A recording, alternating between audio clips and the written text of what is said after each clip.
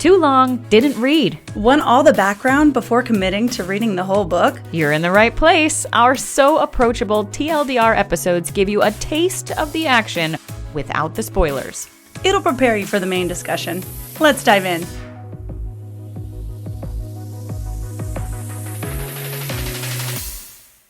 This week we are doing Boundless Light by Katie DeBoer. I'm Sarah Lyles. And I'm Jamie Livingston, and we are So Approachable.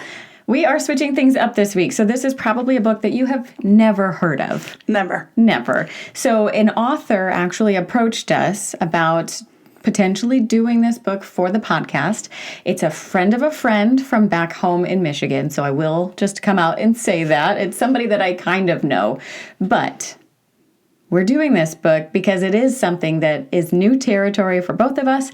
And we're going to bring the author on for a special episode. We'll go one-on-one or two-on-one with the author and actually kind of learn about the process and get her feel for it and what the process actually looks like, because I have no idea what it takes. No, I don't either. I'm actually really excited for our take with the author. I think it'll be really fun. So bear with us. We're trying something new. And speaking of something new, it is a new genre for us. Yes. We're into sci-fi and also faith-based. So this is a Christian book and sci-fi.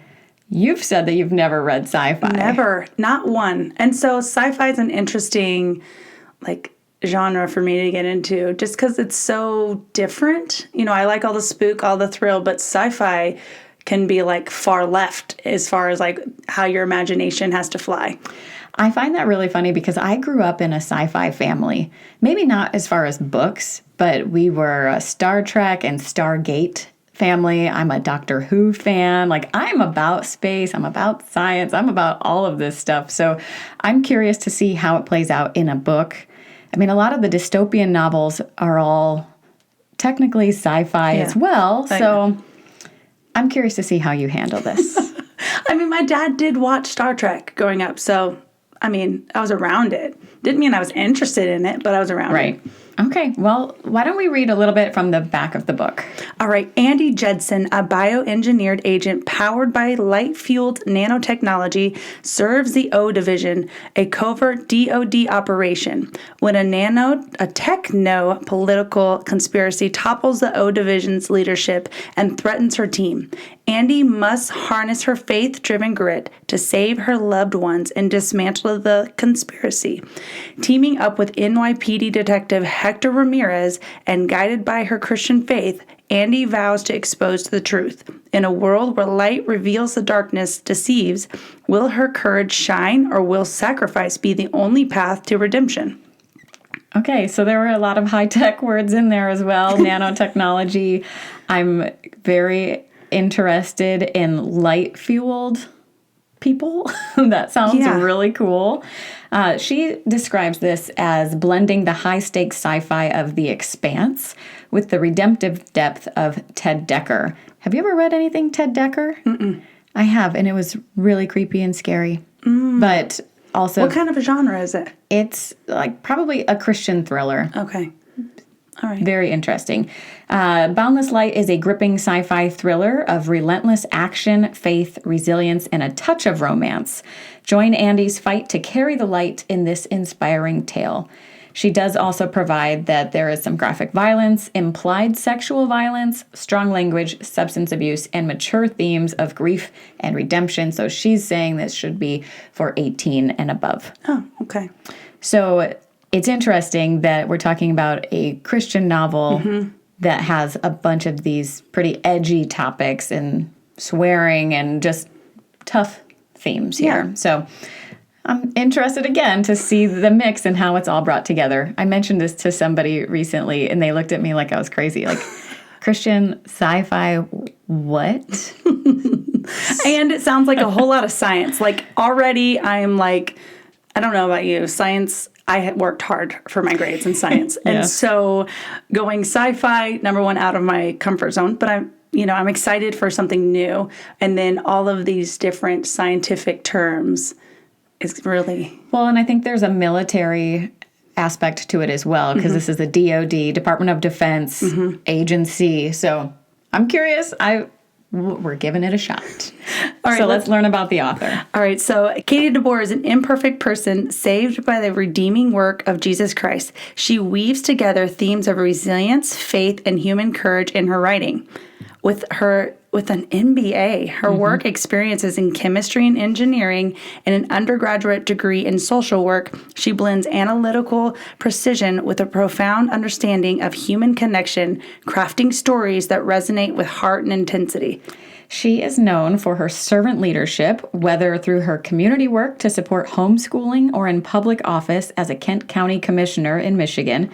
Her experiences as a small business owner, a licensed builder, a realtor, adjunct professor, wife, and homeschool mom inform her dynamic storytelling, infusing her work with authentic grit and hope.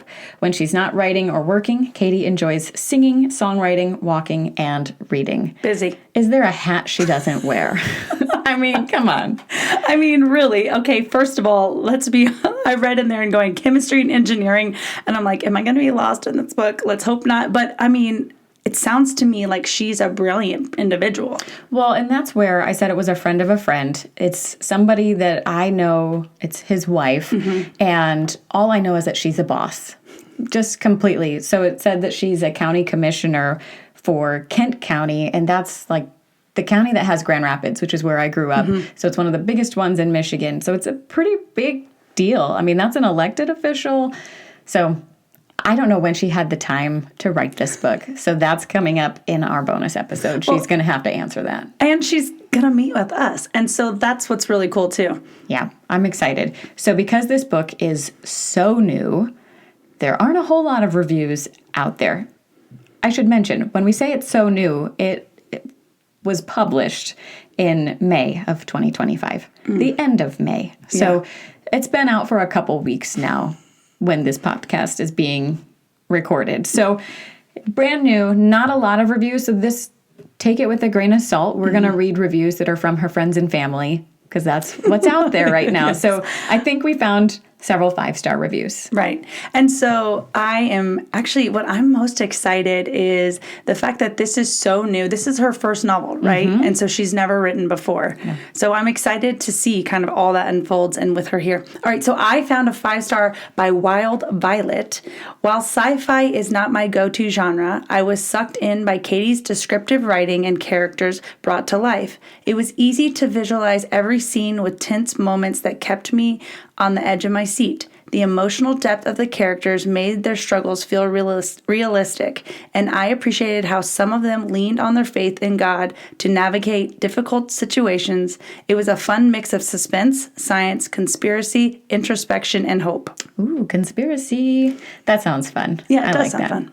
Okay, I have another 5-star review from Elaine, and this one says, Boundless Light is a fast-paced read that captured my attention from the first page to the very end.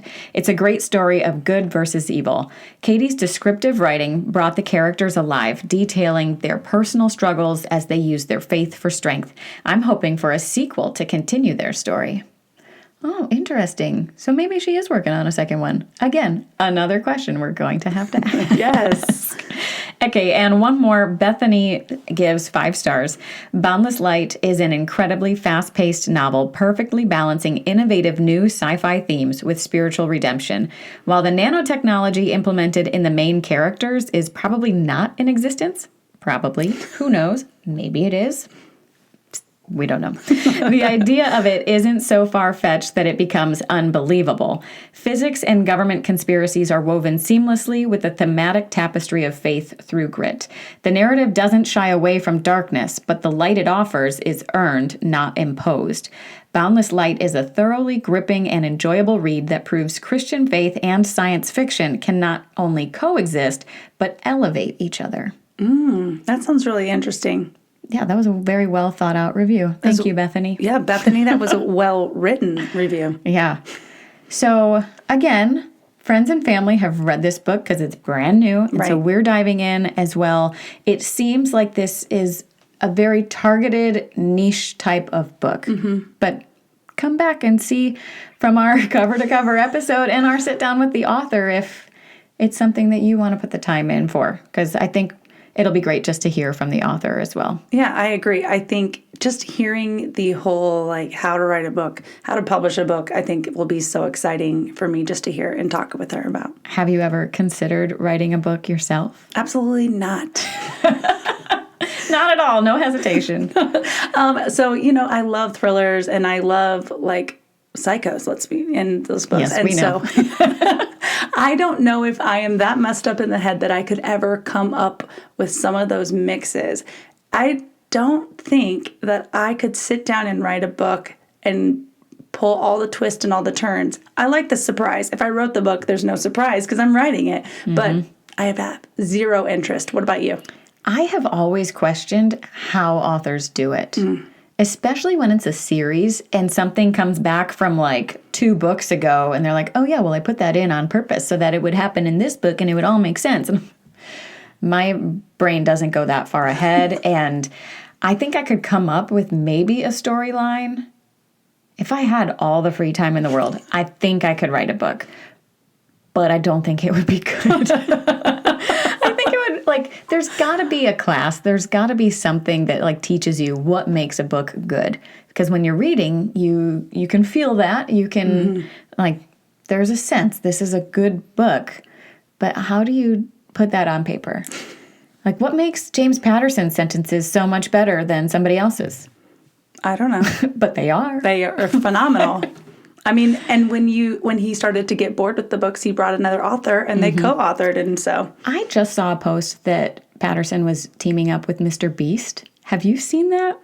No. Are you familiar with Mr. Beast? Oh, absolutely. I'm always trying to win I'm trying to win money all the time. Well, right. That's what the description of the book was, that it's like one of those contests that Mr. Beast throws and it's somebody trying to win $1 billion. Okay, that might have to be the first James Patterson book that we throw in the mix because it has to be a wild and relevant to this day and age.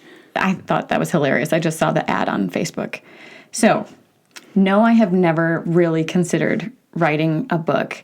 I think my sister has, and I think she would do a great job. I just can't weave the whole thing together. I don't understand how they do it. And I've been following along with a lot of authors now that we're doing this podcast and getting posts from them and updates. And I'm like, man, that sounds like a lot of work. I just want to read.